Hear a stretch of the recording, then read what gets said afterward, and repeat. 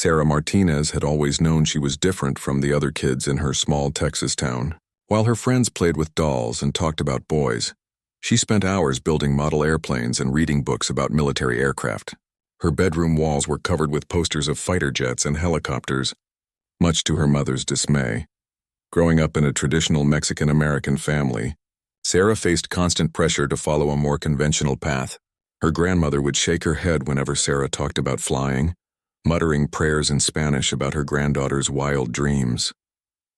Her father, a mechanic at the local auto shop, supported her interest but worried about the challenges she would face as a woman in the military. Sarah's fascination with aviation began when she was 8 years old. Her uncle Roberto, a former Air Force mechanic, took her to an air show at a nearby base. The moment she saw the Apache helicopter perform its demonstration flight, she knew what she wanted to do with her life. The powerful machine moved through the sky with deadly grace, its rotors cutting through the air like giant invisible blades. She watched in amazement as the pilot executed perfect maneuvers, the helicopter responding to every command with precision. "I'm going to fly one of those someday," she told her uncle. Pointing at the Apache as it landed, Roberto smiled and ruffled her hair. "Maybe you will, mija. Maybe you will." Throughout high school, Sarah maintained perfect grades while working part-time at her father's shop. She learned about engines and mechanical systems, skills that would prove invaluable later. Her teachers encouraged her academic pursuits, but few took her aviation dreams seriously. The guidance counselor suggested she consider nursing or teaching instead. "Those are good careers for women," Mrs. Henderson said during a meeting about college plans. "Flying helicopters is very dangerous work, Sarah. Are you sure you want to put yourself through that?" Sarah's jaw tightened. She had heard variations of this conversation countless times. "I'm sure," she replied firmly. "I've wanted this since I was a little girl." Her classmates weren't much more supportive.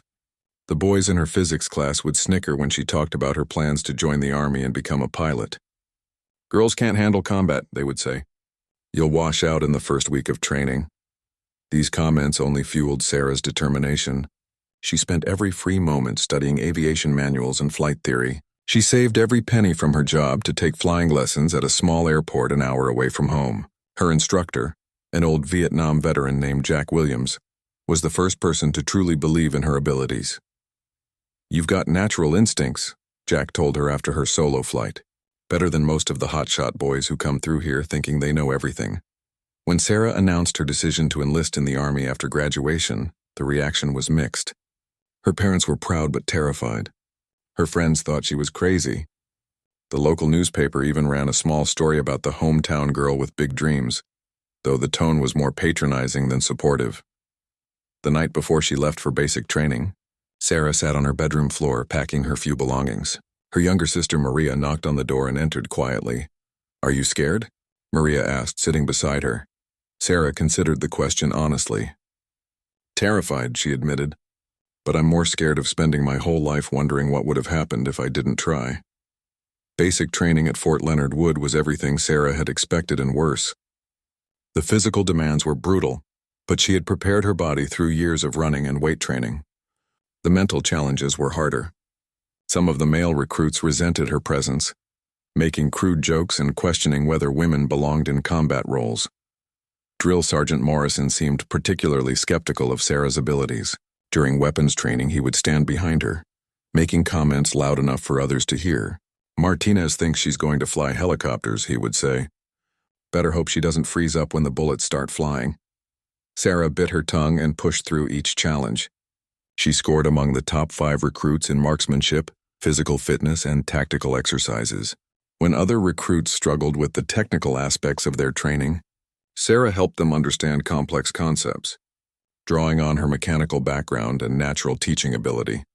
Despite her success in basic training, the real test came when she applied for flight school. The selection process was notoriously difficult, with only a small percentage of applicants making it through. Sarah faced a panel of stern-faced officers who questioned every aspect of her motivation and preparation. "Why do you want to fly Apache helicopters specifically?" asked Colonel Roberts, a grizzled veteran with intimidating eyes. "Because they're the most advanced attack helicopters in the world," Sarah replied without hesitation. "They require the highest level of skill and precision. "I want to be the best at what I do, sir." The psychological evaluations were particularly challenging. Military psychologists probed her motivations, looking for any signs of instability or unsuitability for combat operations. They asked about her family background, her relationships, her fears, and her long-term goals. "Some people think women aren't emotionally equipped for combat situations," one psychologist said during an interview. "How do you respond to that?" "I think emotional intelligence is an asset in combat, not a liability," Sarah answered. "The ability to stay calm under pressure, work well with a team, and make quick decisions based on incomplete information are all skills that have nothing to do with gender." While waiting for the results of her application, Sarah was assigned to a transportation unit. She drove supply trucks and worked on vehicle maintenance, all while dreaming of the day she would sit in an Apache cockpit. Her commanding officer, Captain Williams, noticed her dedication and technical skills. "I've put in a good word for you with the flight school board," he told her one day. "You've got what it takes, Martinez. Don't let anyone tell you otherwise." The day the acceptance letter arrived, Sarah was working underneath a broken-down Humvee. Her hands were covered in grease, her uniform dirty from a morning of repairs. When the mail clerk called her name, she wiped her hands on a rag and took the envelope with trembling fingers. Inside was a single sheet of paper with the Army Aviation Center letterhead. Her eyes scanned quickly to the key phrase, "Congratulations, you have been selected for Army aviation training." Sarah had to read it 3 times before the words sank in. She was going to flight school. She was going to learn to fly Apache helicopters. All those years of dreaming, studying, and proving herself had paid off. That night she called home to share the news. Her mother cried with joy and worry. Her father's voice was thick with emotion as he told her how proud he was. Even her grandmother, who had always been skeptical of her granddaughter's unconventional path, offered a prayer of protection and success. As Sarah packed her belongings for the move to flight school, she reflected on the journey that had brought her to this point. She had overcome doubt, prejudice, and her own fears to get here. But she knew the hardest challenges still lay ahead. Flight school would test every limit of her physical and mental capabilities. The young woman who had once stared at Apache helicopters with wonder was about to begin the most difficult chapter of her life. She had no idea that in a few years, she would find herself flying through a hurricane, proving once and for all that she belonged in the cockpit of America's most feared attack helicopter. The Army Aviation Center at Fort Rucker, Alabama, was unlike anything Sarah had ever experienced. The base hummed with the constant sound of helicopters taking off and landing, their rotors creating a symphony of mechanical precision that made her heart race with excitement. As she walked across the tarmac on her first day, she could barely contain her enthusiasm. Flight school was divided into 3 phases, each more challenging than the last. The first phase focused on basic flight principles and primary helicopter training. Sarah found herself in a classroom with 30 other candidates, and she was one of only 3 women in the group. The 2 other female candidates were friendly but focused, each carrying their own burden of having to prove themselves in a male-dominated field. Their primary instructor was Chief Warrant Officer Thompson, a seasoned pilot with over 20 years of experience. He had trained hundreds of aviators and had a reputation for being tough but fair. During the first week, he made his expectations crystal clear. "Flying a helicopter is not like driving a car," Thompson announced to the class. "Every control input affects multiple aspects of the aircraft's behavior. You must develop the ability to think in 3 dimensions while processing information from dozens of instruments simultaneously. Some of you will excel at this, others will wash out. There's no shame in either outcome." Sarah absorbed every word of instruction like a sponge. She studied flight manuals late into the night, memorizing procedures and emergency protocols. While other students went out for drinks after training, she spent hours in the flight simulator, practicing basic maneuvers until they became second nature. The first time Sarah sat in the cockpit of a TH-67 Creek, the primary training helicopter, her hands shook with nervous energy.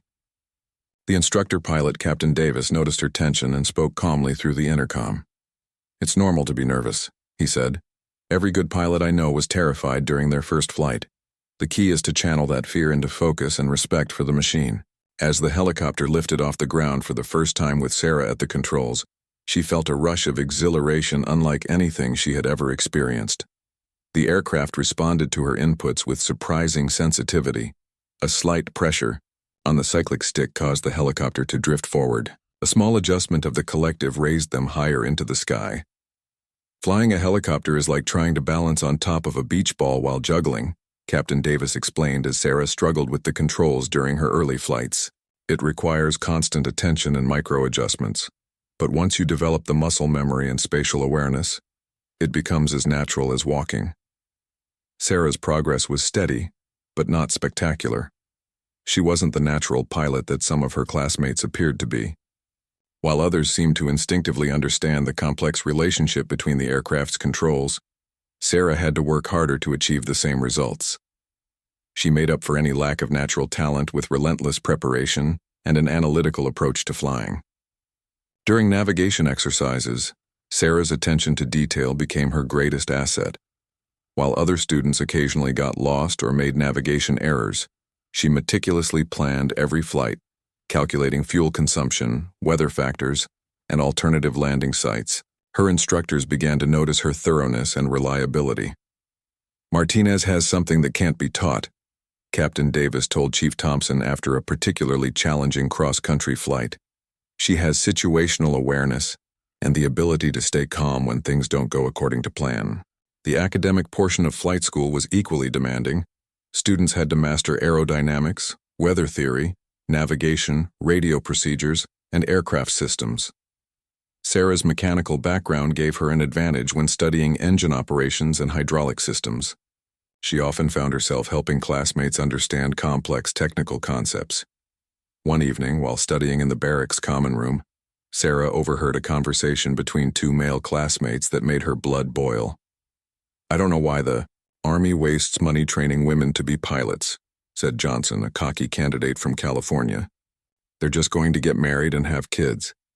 Plus, do you really want to depend on a woman when you're taking fire?" His friend nodded in agreement. "My dad says women don't have the physical strength to handle combat flying. All that equipment weighs a ton, and in an emergency you need raw muscle power." Sarah was tempted to confront them directly, but she remembered advice from her basic training drill sergeant. Let your performance do the talking. Instead, she returned to her studies with renewed determination. As the weeks progressed, the training became increasingly challenging. Students learned advanced flight techniques, including auto-rotations, emergency landings with engine failure, formation flying, and night operations. Sarah approached each new challenge with systematic preparation, often spending extra time in the simulator to perfect her skills. Night flying presented unique difficulties. Flying a helicopter in darkness required complete reliance on instruments and radio navigation aids. During Sarah's first solo night flight, she experienced a moment of disorientation that tested all her training. Flying at 1,000 feet above the Alabama countryside, Sarah suddenly lost sight of the horizon. The darkness seemed to swallow her helicopter, and for a terrifying moment, she couldn't tell if she was flying level or in a dangerous attitude. Her heart raced as she fought the urge to make dramatic control inputs. "Trust your instruments," she whispered to herself, repeating the lesson from countless hours of training. She forced herself to ignore her inner ear and focus on the attitude indicator. Slowly, methodically, she regained control and completed the flight successfully. This experience taught Sarah a crucial lesson about aviation, the importance of trusting training and procedures over instinct. It was a lesson that would serve her well in the years to come. Phase 2 of flight school introduced students to the Inspirational UH-60 Blackhawk helicopter, a much more complex aircraft than the primary trainer. The Blackhawk was larger, more powerful, and equipped with sophisticated avionics systems. Flying it required a higher level of skill and multitasking ability. Sarah's first flight in a Blackhawk was overwhelming. The cockpit was filled with displays, switches, and warning lights. The aircraft's size and weight made it feel less responsive than the training helicopter. During her initial attempts at hovering, she overcorrected constantly, causing the massive helicopter to drift and oscillate. "It's like learning to fly all over again," she confided to Lieutenant Rodriguez, one of her female classmates, after a particularly frustrating training session. The transition is always difficult, Rodriguez replied. But remember what got you this far. You're methodical and prepared. Apply that same approach to the Black Hawk. Sarah took this advice to heart. She spent additional hours studying the Black Hawk's flight manual and operating procedures. She practiced emergency checklists until she could recite them from memory. Slowly, her performance in the larger helicopter improved.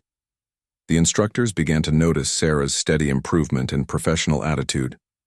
Unlike some students who became cocky as their skills developed, Sarah remained humble and focused on continuous learning. She asked thoughtful questions during briefings and provided detailed debriefs after training flights. Martinez has the right attitude for a military aviator, Chief Thompson noted in his evaluation. She understands that flying is a lifelong learning process and approaches each flight with appropriate seriousness and preparation. As Phase 2 neared its end, students began to specialize in specific aircraft types. Sarah's dream was finally within reach. She had been selected for Apache attack helicopter training. Out of her original class of 30 students, only 12 had made it this far without washing out, and she was the only woman selected for Apache training. The news should have been cause for celebration, but Sarah felt the weight of expectation settling on her shoulders. She would be entering the most challenging phase of flight school, learning to fly and fight in the world's most advanced attack helicopter.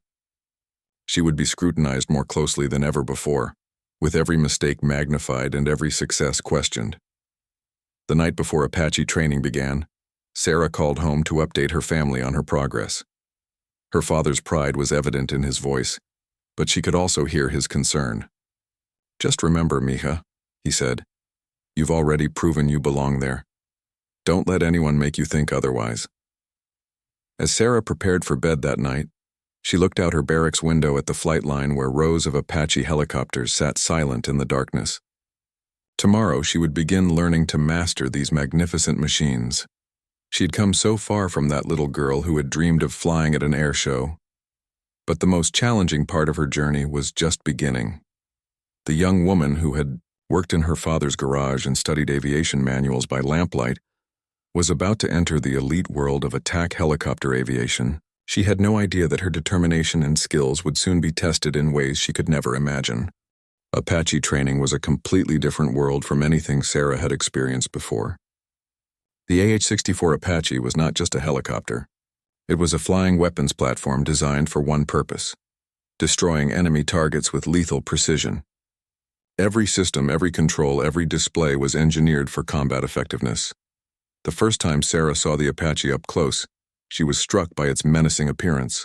The helicopter looked like a mechanical predator, with its narrow fuselage, tandem seating, and sensor array mounted on the nose. Unlike the utility helicopters she had trained in, the Apache was built solely for war. Her instructor pilot for Apache training was Major Patricia Hayes, a combat veteran with 3 deployments and over 2,000 hours in the Apache. Hayes was one of the few women to have successfully completed Apache training and served in combat operations. She became not just Sarah's instructor, but also her mentor and role model. "The Apache is the most complex helicopter in the world," Major Hayes explained during Sarah's first ground lesson. "You're not just learning to fly, you're learning to operate a sophisticated weapon system while maintaining tactical awareness and communicating with ground forces. It requires a completely different mindset than transport flying." The Apache cockpit was overwhelming in its complexity. The front seat, where the co-pilot gunner sat, was dominated by weapon controls and targeting systems. The rear seat, where the pilot sat, contained flight controls and navigation systems.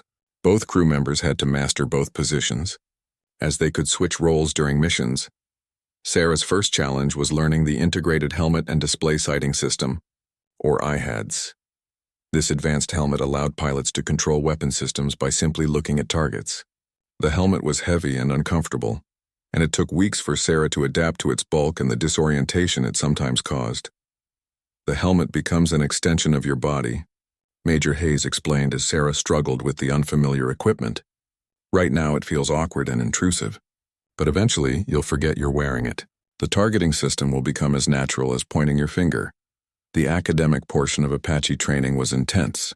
Students had to learn about armor and anti-armor tactics, close air support procedures, target identification, and rules of engagement. They studied enemy weapon systems and learned to recognize threats from miles away. The responsibility of operating such a powerful weapon system weighed heavily on all the students. Sarah excelled in the technical aspects of Apache systems. Her mechanical background helped her understand the complex relationship between the helicopter's engines, transmission, and flight controls. She quickly mastered the intricacies of the targeting system and weapon employment procedures. However, she struggled with the aggressive mindset required for attack helicopter operations. During simulated combat exercises, her instructors noted that she was perhaps too cautious, too methodical in her approach to target engagement. Martinez has excellent technical skills, Major Hayes wrote in an early evaluation, but she needs to develop the killer instinct required for close combat support. Her deliberate approach is an asset for mission planning, but could be a liability in rapidly changing tactical situations. This feedback stung Sarah deeply. She had worked so hard to prove that she belonged in the Apache program, only to be told that she lacked the aggressive edge needed for combat operations. She began to doubt herself and wonder if the critics who said women weren't suited for combat roles might be right. The doubt reached a crisis point during a particularly challenging gunnery exercise. Students were required to engage multiple ground targets while maneuvering at low altitude and high speed. The exercise simulated close air support for friendly ground forces under enemy fire. During Sarah's run, everything went wrong. She misidentified the first target, wasted precious seconds realigning her weapon system, and failed to engage 2 targets within the allotted time frame. Her performance was so poor that the instructor terminated the exercise early. "That was completely unacceptable," Captain Morrison, the range safety officer, said bluntly during the debrief. "In combat, that performance would have resulted in friendly casualties and mission failure. You were tentative, slow, and ineffective." Sarah felt humiliated and defeated. That night, she seriously considered requesting a transfer to transport aircraft. Maybe she wasn't cut out for attack helicopter operations. Maybe the doubters had been right all along. Major Hayes found Sarah sitting alone on the flight line that evening, staring at the Apache helicopters in the gathering darkness. "Rough day," Hayes said, sitting down beside her student. "I don't think I'm cut out for this," Sarah replied, her voice barely above a whisper. "Maybe I should stick to flying cargo helicopters." Hayes was quiet for a long moment before responding. "When I went through Apache training, I had the same crisis of confidence," she said. "The instructors told me I was too emotional, too careful. They said women think too much and react too slowly for combat operations." Sarah looked at her instructor with surprise. Major Hayes always seemed so confident and competent. "The difference between us and some of the hotshot male pilots," Hayes continued, "is that we think through consequences. We consider all the variables. In training, that looks like hesitation. In combat, it's often the difference between success and disaster." The next morning, Sarah approached her training with renewed determination. Instead of trying to be more aggressive, she decided to trust her analytical nature and thorough preparation. She spent extra time studying target identification procedures and weapon employment techniques. During the next gunnery exercise, Sarah's performance was completely different. She engaged targets quickly but precisely, using her systematic approach to prioritize threats and employ weapons effectively. Her accuracy was exceptional, and she completed the exercise well within the time limit. "Now that's more like it," Captain Morrison said during the debrief. "You found the right balance between speed and precision. That's exactly what we need in combat operations." As Apache training progressed, Sarah began to find her rhythm.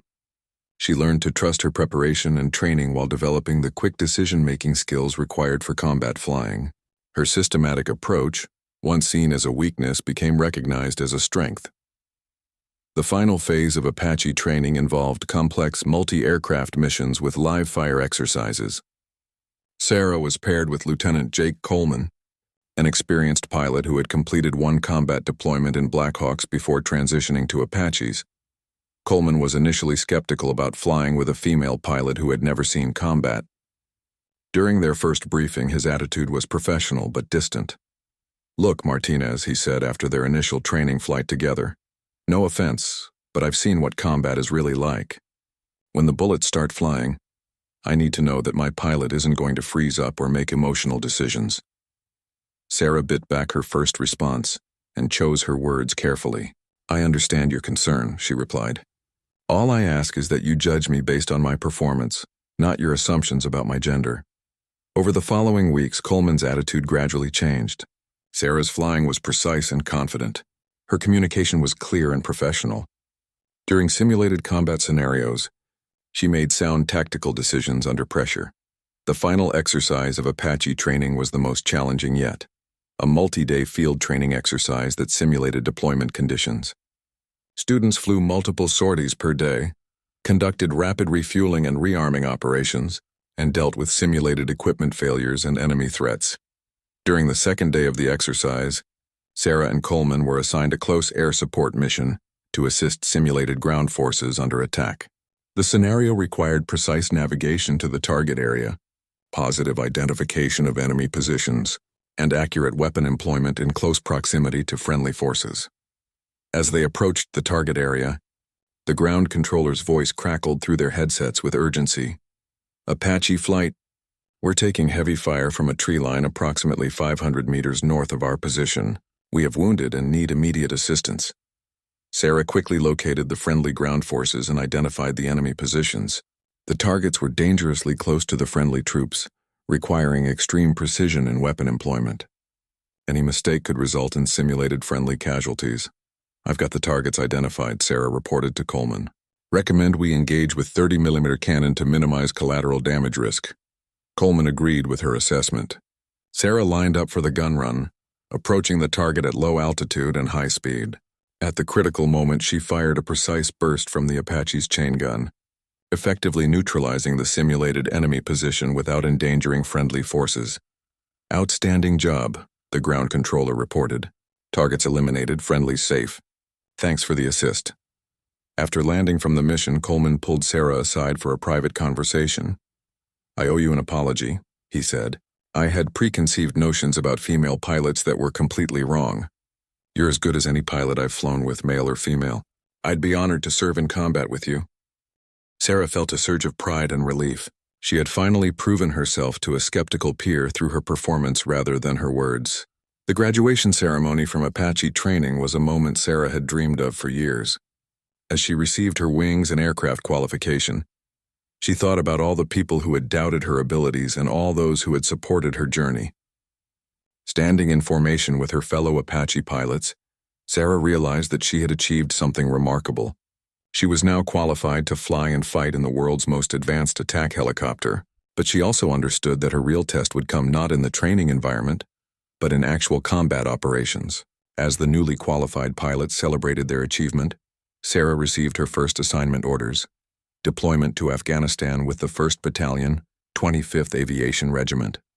She would finally have the opportunity to prove herself in real combat operations, though she had no idea that her most challenging test would come not from enemy fire, but from a force of nature that would push her skills to their absolute limit. Forward Operating Base Chapman in Eastern Afghanistan was a stark reminder that Sarah was no longer in the controlled environment of flight school. The base sat in a valley surrounded by mountains that reached toward the sky like rocky fingers. The landscape was beautiful and terrifying at the same time, with countless places for enemies to hide and launch attacks. Sarah arrived at Chapman in March, just as the fighting season was beginning to intensify. The winter snows were melting and Taliban fighters were emerging from their winter hideouts to resume operations against coalition forces. The Apache squadron she joined had already lost one aircraft to enemy fire earlier in the deployment. Her new squadron commander, Lieutenant Colonel Richards, was a veteran pilot with multiple combat deployments. During Sarah's initial briefing, he was direct about the challenges she would face. "This isn't flight school anymore, Lieutenant Martinez," he said, studying her personnel file. "Out here, mistakes get people killed. You'll be flying in some of the most dangerous airspace in the world, supporting ground forces who are counting on you to keep them alive." Sarah was initially assigned as a co-pilot, flying with experienced aircraft commanders while she gained combat experience. Her first aircraft commander was Captain Mike Torres, a pilot from New Mexico who had completed 2 previous deployments in Apaches. Torres had heard about Sarah's flight school performance but remained skeptical about her combat readiness. During their first briefing together, he made his expectations clear. "I don't care that you were the honor graduate from your Apache class," he said. "Combat flying is completely different from training. You need to prove yourself all over again out here.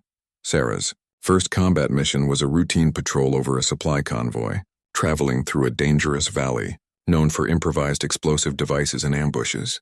As they flew overhead, providing aerial reconnaissance and security, Sarah felt her heart racing with nervous energy.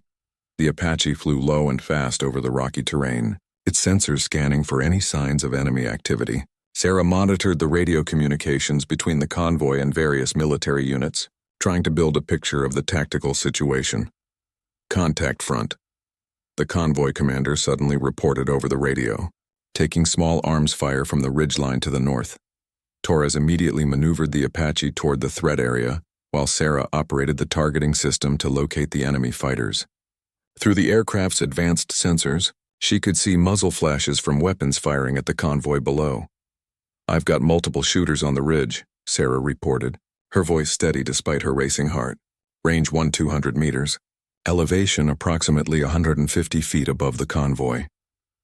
Torres lined up for a gun run, while Sarah refined the target coordinates and ensured they had positive identification of enemy forces. The rules of engagement were strict, requiring absolute certainty before engaging targets in the complex Afghan environment. "Cleared hot," Torres announced as he pressed the trigger on the Apache's 30mm chain gun. The cannon fired in short, controlled bursts, sending high explosive rounds toward the enemy positions. Sarah watched through the targeting system as the enemy fire ceased immediately. The convoy reported that the threat had been neutralized and they were continuing their mission. "Nice work on the target identification," Torres told Sarah as they returned to base.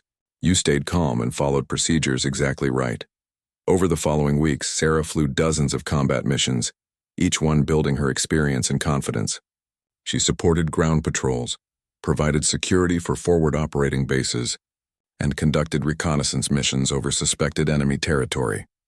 Her methodical approach to mission planning and execution earned respect from her peers. While some pilots relied on instinct and aggressiveness, Sarah's thorough preparation and attention to detail made her a valuable crew member. During one particularly challenging mission, Sarah and Torres were supporting a special operations team, conducting a night raid on a suspected Taliban compound. The operation required precise coordination between multiple aircraft and ground forces. As the special operations troops approached the target compound, they came under heavy fire from multiple directions. The ground force commander requested immediate close air support to suppress enemy positions that were preventing the team from completing their mission. Sarah quickly identified the enemy firing positions using the Apache's thermal imaging system. The targets were located dangerously close to civilian buildings, requiring extreme precision to avoid collateral damage. "I've got 3 distinct firing positions," Sarah reported to Torres. "Recommend engaging with Hellfire missiles to ensure precision and minimize risk to nearby structures." Torres agreed with her assessment, and they began the complex process of employing precision-guided missiles in an urban environment. Sarah provided detailed target coordinates and damage estimates while Torres maneuvered the aircraft for optimal weapon employment. The Hellfire missiles struck their targets with devastating accuracy, eliminating the enemy threat and allowing the special operations team to complete their mission successfully. No civilians were harmed, and the precision of the strikes impressed both the ground force commander and the Apache squadron leadership. Word of Sarah's performance began to spread throughout the aviation community at Chapman. Pilots who had initially been skeptical of her abilities started requesting her as a crew member for challenging missions. Captain Jennifer Walsh, one of the few other female pilots in the squadron, noticed the change in attitude toward Sarah. "You're winning them over one mission at a time," Walsh told Sarah during a break between flights. "They're starting to realize that you belong here just as much as anyone else." Sarah's biggest test came during a mission to extract a wounded soldier from a remote outpost that was under siege. The outpost, manned by a small team of American advisors and Afghan forces, had been surrounded by Taliban fighters for over 6 hours. The medical evacuation helicopter attempting to reach the wounded soldier had been driven off by heavy enemy fire. Sarah and Torres were tasked with clearing a landing zone and providing security for the evacuation. As they approached the outpost, Sarah could see tracer rounds flying through the air and explosions lighting up the mountainous terrain. The small coalition force was clearly in a desperate situation, surrounded and running low on ammunition. "We need to clear those enemy positions on the eastern ridge before the medevac can get in," Torres announced over the radio. Sarah identified multiple enemy fighting positions dug into the rocky hillside overlooking the outpost. The positions were well concealed and had excellent fields of fire over the landing zone. Working methodically, Sarah directed Torres through a series of gun runs and missile attacks that systematically eliminated each enemy position. Her precise target identification and careful coordination prevented any friendly fire incidents while effectively suppressing the enemy. After 20 minutes of intense combat, the landing zone was secure enough for the medical evacuation helicopter to land. The wounded soldier was successfully extracted, and the besieged outpost received the supplies and reinforcements they desperately needed. "Outstanding work," the ground force commander radioed as the mission concluded. "Your precision and professionalism saved lives today." Back at base, Lieutenant Colonel Richards called Sarah into his office for a performance evaluation. "I've been watching your progress since you arrived," he said. "You've exceeded every expectation I had. Your technical skills are exceptional, and more importantly, you make sound tactical decisions under pressure." Richards paused and looked at Sarah seriously. "I'm recommending you for early upgrade to aircraft commander. You've earned it." Becoming an aircraft commander meant Sarah would be responsible not just for her own performance, but for the safety and effectiveness of her entire crew. It was a significant promotion and a clear sign that she had gained the complete confidence of her leadership. As Sarah walked across the flight line that evening, she reflected on how far she had come from her early days of doubt and skepticism from her peers. She had proven herself in the most demanding environment possible, flying combat missions in one of the world's most dangerous places.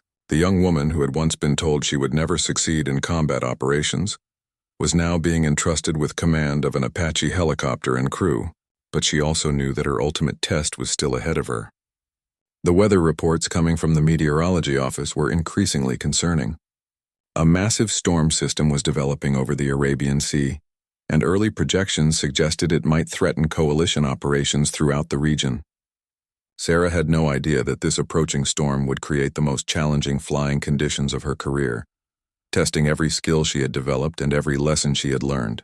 The hurricane that was building, strength over the ocean, would soon provide the ultimate proof that she belonged in the cockpit of an Apache helicopter. The weather briefing on October 15th was unlike anything Sarah had experienced during her deployment. Chief Warrant Officer Peterson, the squadron's senior meteorologist, stood before a room full of pilots with an expression that immediately commanded attention.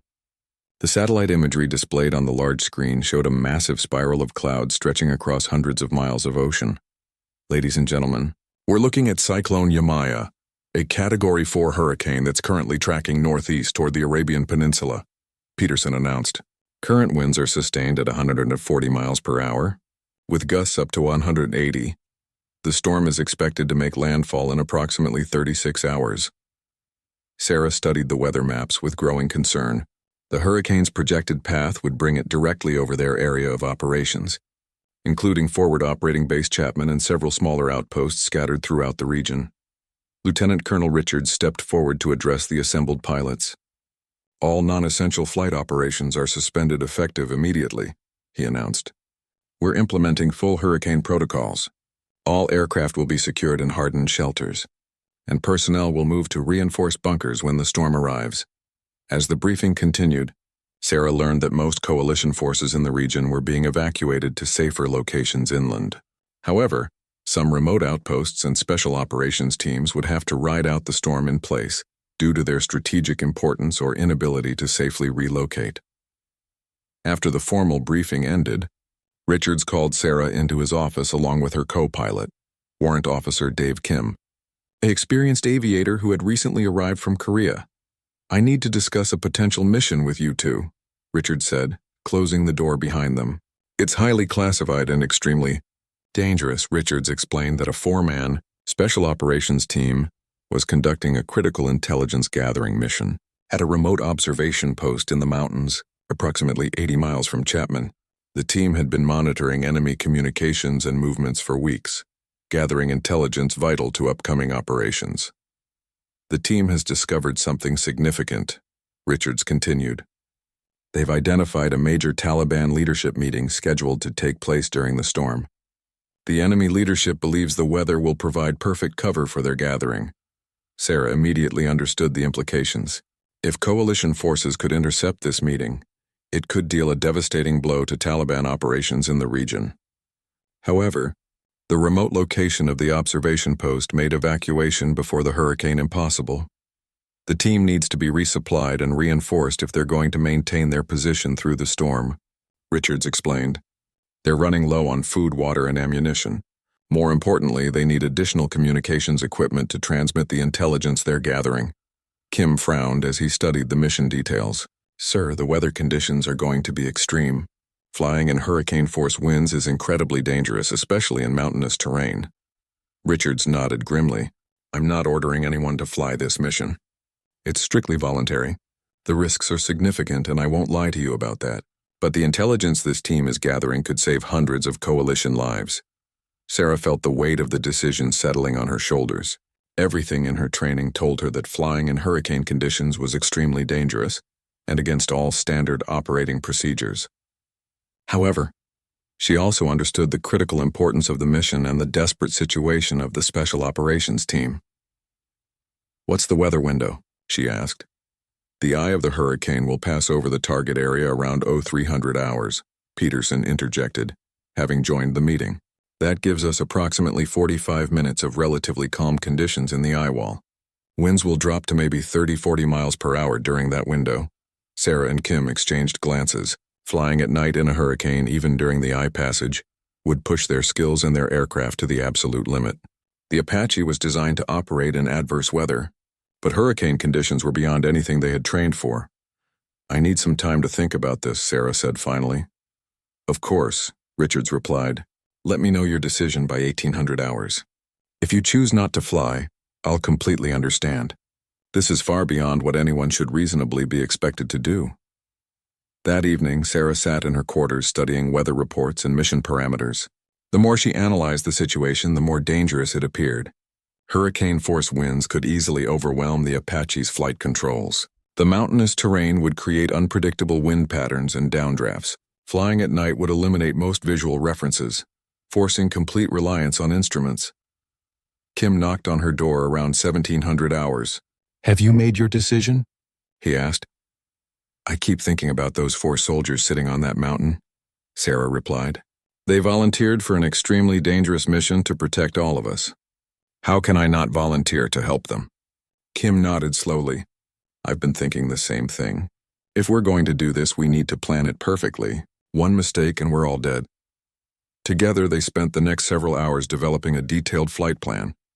They calculated fuel requirements, identified emergency landing sites, and reviewed every possible contingency. Sarah's methodical approach to mission planning, once criticized as overly cautious, now seemed essential for survival. They decided to carry minimal fuel to reduce weight and maximize cargo capacity. The mission would require precise timing to arrive at the target during the eye passage and depart before the hurricane's back wall arrived. At 1800 hours, Sarah and Kim reported to Richards with their decision. We'll fly the mission, sir, Sarah announced, but we need some modifications to the standard Apache configuration. Richards listened as Sarah outlined their requirements: removal of all non-essential equipment to save weight, installation of additional communication gear for the Special Operations team, and modification of the cargo bay to carry maximum supplies. Consider it done, Richards said. The maintenance team will work through the night to prepare your aircraft. As word of the volunteer mission spread through the squadron, Sarah was surprised by the reaction of her fellow pilots. Several approached her privately to express their admiration for her courage and their confidence in her abilities. Captain Torres, her former aircraft commander, pulled her aside after dinner. Martinez, when you first arrived, I had serious doubts about female pilots in combat, he admitted. You've proven me completely wrong. If anyone can pull off this mission, it's you. Even some of the maintenance crew volunteered to work extra shifts to ensure Sarah's Apache was in perfect condition for the dangerous mission. Chief Master Sergeant Williams, the senior enlisted maintainer, personally supervised every aspect of the aircraft preparation. This bird will be the most thoroughly inspected Apache in the Air Force, Williams told Sarah. as she watched the maintenance team work. "Every system has been checked and double-checked. She'll get you there and back." As Sarah tried to sleep that night, she thought about the journey that had brought her to this moment. From a small town in Texas to the cockpit of an Apache helicopter, preparing to fly through a hurricane. Her path had been marked by constant challenges and the need to prove herself repeatedly. Tomorrow night, she would face the ultimate test of her skills, courage, and determination. The mission would either validate everything she had worked for or end in disaster. Either way, she knew that this flight would define her career and perhaps her entire life. The young woman who had once been told she would fail in real combat was about to attempt something that most experienced pilots would consider impossible. As she finally drifted off to sleep, Sarah's last conscious thought was a prayer for the safety of her crew and the soldiers waiting on that remote mountain for help that only she could provide. The morning of the mission dawned with an eerie calm that felt like the world was holding its breath. Sarah woke before her alarm, her mind already racing through the flight procedures and emergency protocols she had memorized the night before. Outside her quarters, she could see maintenance crews making final preparations to secure aircraft and equipment against the approaching storm. The weather briefing at 800 hours painted a sobering picture. Cyclone Yamaya had intensified overnight and was now a Category 5 hurricane with sustained winds of 160 miles per hour. The massive storm was moving steadily toward the coast, its eye expected to pass over the target area around 0300 hours as originally predicted. "Current conditions at the observation post are already deteriorating," Chief Peterson reported. "Winds are gusting to 70 miles per hour, with heavy rain and reduced visibility. By tonight, the full fury of the storm will be over that location." Sarah studied the latest satellite imagery, noting the tight spiral of the hurricane's eye and the massive wall of clouds surrounding it. The eye itself appeared to be about 30 miles in diameter, giving them a narrow window of relatively calmer conditions for the mission. After the briefing, Sarah and Kim conducted their final pre-flight inspection of their modified Apache. The maintenance crew had stripped out every non-essential piece of equipment to save weight and maximize cargo capacity. Additional communication equipment, medical supplies, food, water, and ammunition were carefully packed in waterproof containers. Chief Williams approached Sarah as she completed her inspection. "Lieutenant, this aircraft is as ready as we can make it," he said. "But I won't lie to you. What you're attempting tonight goes against everything we know about safe flying practices." Sarah nodded, understanding the gravity of his words. "I know, Chief, but sometimes you have to take calculated risks to save lives." As the day progressed, the weather at Chapman began to deteriorate noticeably. Winds increased steadily, and intermittent rain squalls swept across the base. By afternoon, all aircraft except Sarah's Apache had been moved into hardened shelters and tied down with heavy chains. Lieutenant Colonel Richards called Sarah and Kim to his office for a final mission briefing. The Special Operations team at the observation post had reported increasing enemy activity in the area despite the approaching storm. "The Taliban leadership meeting is definitely happening," Richards informed them. "Our team has confirmed the arrival of several high-value targets at a compound approximately 5 miles from the observation post. This intelligence is exactly what we hoped to gather." However, the team's situation was becoming increasingly desperate. Their shelter was taking a beating from the storm, and they were down to less than 24 hours of food and water. More critically, their primary radio had been damaged by lightning, leaving them with only a short-range backup communication system. "Without the communication equipment you're carrying, they won't be able to transmit the intelligence they're gathering," Richards explained. "And without resupply, they may not survive the storm." Sarah felt the weight of responsibility settling heavily on her shoulders. 4 soldiers were counting on her to reach them through one of the most dangerous weather conditions imaginable. At 1900 hours, as hurricane-force winds began battering the base, Sarah and Kim began their pre-flight procedures. The Apache sat alone on the flight line, secured with additional tie-down straps and covered with protective tarps. Rain was falling in horizontal sheets driven by winds that were already approaching 80 miles per hour. "Are you sure about this?" Kim asked as they struggled against the wind to reach their aircraft. "Too late for second thoughts now," Sarah replied, shouting to be heard over the howling wind. The pre-flight inspection was conducted entirely by feel, as visibility was near zero. Sarah methodically checked every external component of the helicopter, ensuring that all covers were secure and that no debris had damaged critical systems. Inside the cockpit, the Apache felt surprisingly stable despite the chaos outside. The aircraft's weight and low center of gravity helped it resist the buffeting winds. Sarah ran through her checklist with deliberate precision, knowing that any oversight could prove fatal in the extreme conditions they would soon face. At 21:30 hours, they started the Apache's engines. The twin turbines spooled up smoothly, their whine barely audible over the storm's fury. All systems showed normal indications, and the aircraft's sophisticated weather radar painted a picture of the massive storm system surrounding them. Chapman Tower. Apache 207 ready for departure, Sarah transmitted over the radio. Apache 207, you are cleared for takeoff. Winds are currently 90 degrees at 85 knots, gusting to 110. Good luck and Godspeed. Sarah applied power and lifted the Apache into the maelstrom. The moment they left the ground, the aircraft was seized by the hurricane's winds and tossed violently from side to side. Sarah fought the controls, using every ounce of her skill and experience to maintain control. The ride through the hurricane's outer bands was like nothing Sarah had ever experienced. The Apache pitched and rolled wildly as it encountered wind shears and downdrafts. Rain struck the windscreen with such force that it sounded like machine gun fire. Lightning illuminated the cockpit with blinding flashes, followed immediately by thunderclaps that seemed to shake the aircraft apart. Jesus Christ, Kim muttered over the intercom as the Apache dropped suddenly in a severe downdraft. I can't believe we're actually flying in this. Sarah was too focused on flying to respond. Every control input required her complete attention as she fought to keep the helicopter level and on course. The aircraft's flight management system was working overtime to compensate for the chaotic wind conditions. Navigation was accomplished entirely by GPS and inertial systems, as all ground references were invisible in the storm. Sarah followed a carefully planned route that avoided the highest mountains, while providing the most direct path to the observation post. As they penetrated deeper into the hurricane, the conditions became even more extreme. Winds exceeded 120 miles per hour, and the Apache was thrown around like a toy. Sarah's arms ached from fighting the controls, and sweat poured down her face despite the cool temperature. How much further? Kim asked, his voice tight with strain. 15 minutes to the eye wall, Sarah replied, consulting her navigation display. Then we'll have about 30 minutes of relative calm before the backside hits. Those 15 minutes felt like hours.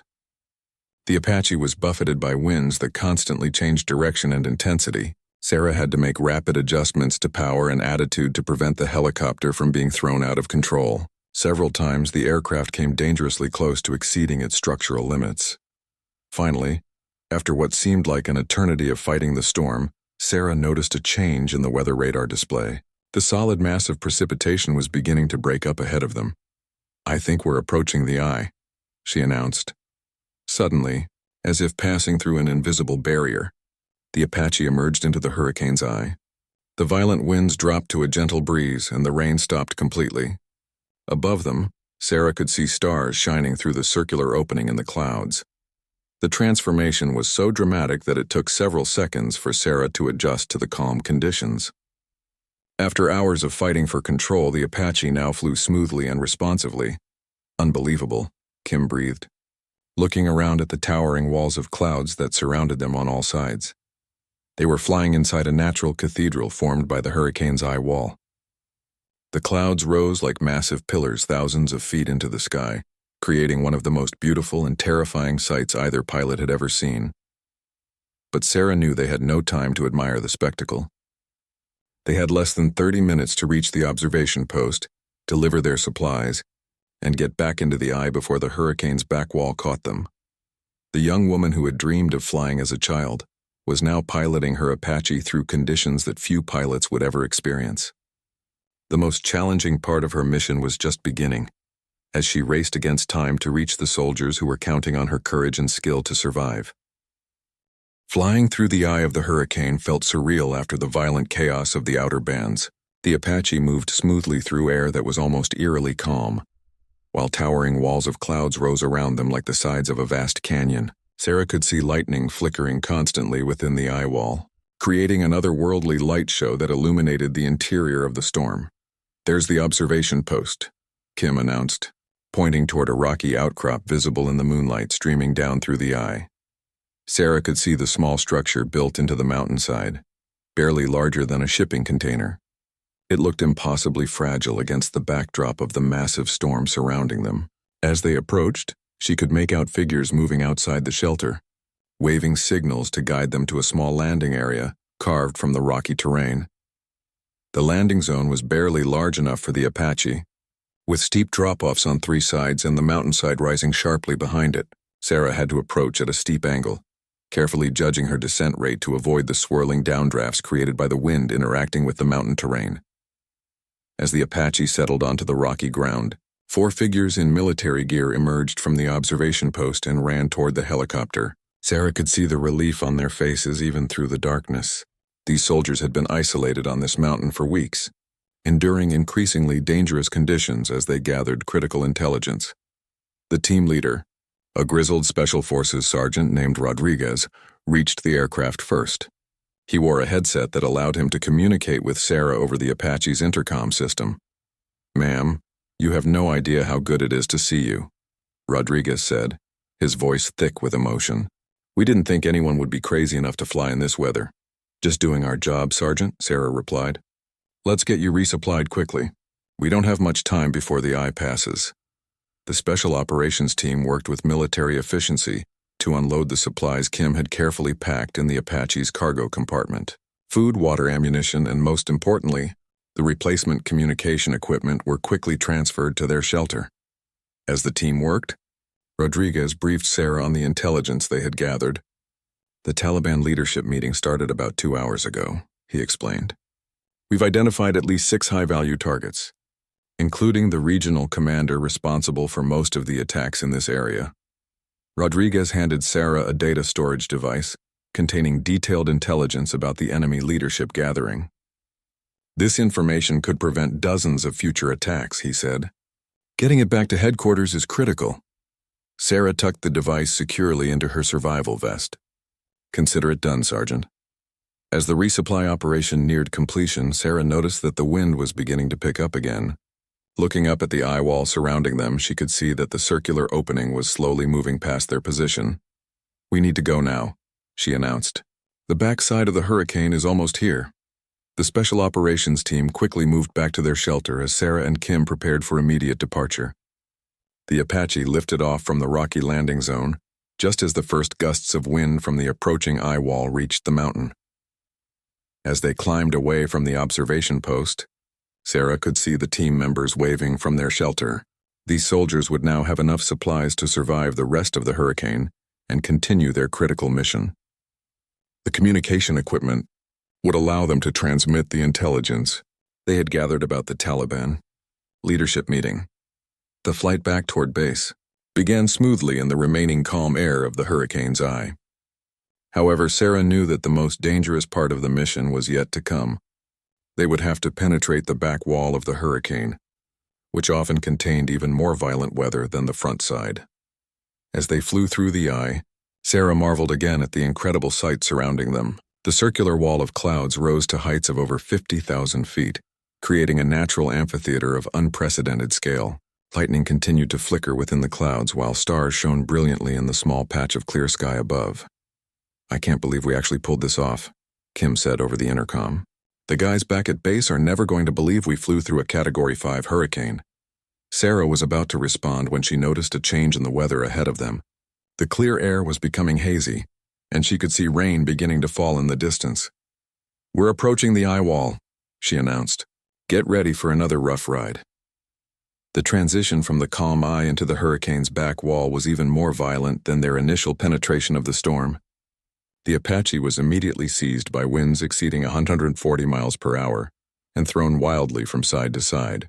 The smooth flight through the eye had allowed Sarah to relax slightly, and the sudden return to chaos was physically and mentally jarring.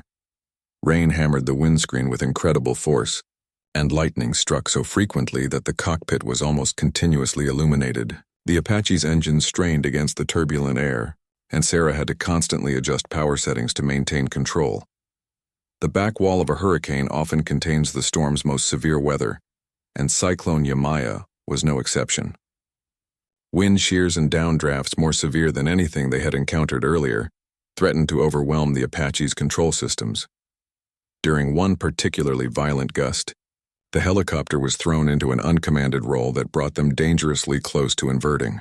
Sarah fought the controls with all her strength, using every technique she had learned in flight school and years of training to recover control. "Holy shit," Kim exclaimed as the Apache slowly rolled back to level flight. "I thought we were going to flip over." Sarah was breathing hard from the physical exertion of fighting the controls, but she maintained her focus on flying the aircraft safely. Her methodical training and systematic approach to emergency procedures had saved them from disaster. As they continued through the hurricane's back wall, Sarah began to notice that the Apache was handling differently than it had earlier. The aircraft felt heavier and less responsive, symptoms that suggested they might be picking up ice from the storm's supercooled water droplets. Ice accumulation on the rotor blades and airframe was extremely dangerous, as it could disrupt the aerodynamics needed for controlled flight. Sarah activated the Apache's anti-ice systems and began climbing to a higher altitude where temperatures would be above freezing. The climb through the turbulent air was terrifying, as the Apache pitched and rolled violently while struggling to gain altitude. But gradually, as they reached warmer air, the ice began to sublimate away from the aircraft, and normal control response returned. After what felt like hours but was actually only 40 minutes, Sarah began to see breaks in the solid wall of precipitation on her weather radar. They were finally approaching the outer edge of the hurricane. As they emerged from the storm into merely severe weather conditions, both pilots felt an overwhelming sense of relief. The winds were still strong and the visibility poor, but compared to the hurricane's fury, the conditions felt almost benign. "Chapman Tower, Apache 207 inbound with emergency traffic," Sarah transmitted as they approached their home base. "Apache 207, we've been monitoring your progress. You are cleared for immediate approach to any runway. Emergency crews are standing by." The landing at Chapman was routine compared to what they had just endured. As the Apache touched down on the rain-soaked runway, Sarah felt a profound sense of accomplishment mixed with exhaustion. Within minutes, intelligence officers were at the aircraft to collect the data device containing the information about the Taliban leadership meeting. That intelligence would lead to a series of successful operations that disrupted enemy activities throughout the region for months. As news of the successful mission spread, Sarah found herself the center of attention throughout the base. Pilots who had once questioned her abilities now spoke of her with genuine respect and admiration. She had accomplished something that most experienced aviators would have considered impossible. Lieutenant Colonel Richards called Sarah to his office the next morning for a debriefing. "What you did last night was extraordinary," he said. "You saved the lives of 4 soldiers and delivered intelligence that will save many more lives in the future." Richards informed Sarah that she was being recommended for the Distinguished Flying Cross, one of the military's highest awards for heroism in flight. More importantly to Sarah, she had finally and completely proven that she belonged in the cockpit of an Apache helicopter. The young woman who had been told she would fail in real combat had just completed one of the most challenging flight missions in military aviation history. She had piloted an Apache helicopter through a Category 5 hurricane and completed her mission flawlessly, proving once and for all that courage, skill, and determination had nothing to do with gender. Years later, when other young women faced doubt and skepticism about their abilities to serve in combat roles, they would point to Sarah Martinez as proof that anything was possible with enough dedication and perseverance. The girl who had dreamed of flying at an air show had become a legend in military aviation, inspiring countless others to pursue their own impossible dreams. Sarah's hurricane mission became a case study taught at flight schools around the world, demonstrating the importance of thorough preparation, systematic decision-making, and the courage to take calculated risks when lives depend on it. She had not just survived an encounter with one of nature's most powerful forces. She had mastered it and used it to save lives and serve her country with distinction.